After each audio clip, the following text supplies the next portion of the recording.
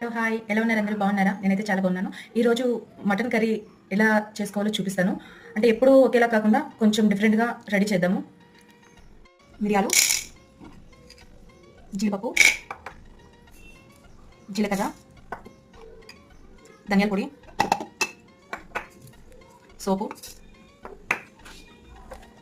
అల్లం, వెల్లుల్లిపాయ రేకులు, గుప్పుడు మిరపకాయలు మొత్తం కలిపి మిక్సీ ఆడదాం. ఇప్పుడు ఫస్ట్ కొంచెం మటన్ ఇలా ఉడికించుకున్న మటన్ కొంచెం వేరు చేసుకుందాము పక్కకి. ఇందులోనే మనం ఆడుకున్న ఈ ముద్దను వేసేసుకుందాము. ఇది ఇలానే 2-3 మినిట్స్ అలా లో ఫ్లేమ్లో పెట్టి వేయించుకోవాలి. ఇందులో ఈ మటన్ వేసేసుకోవాలి.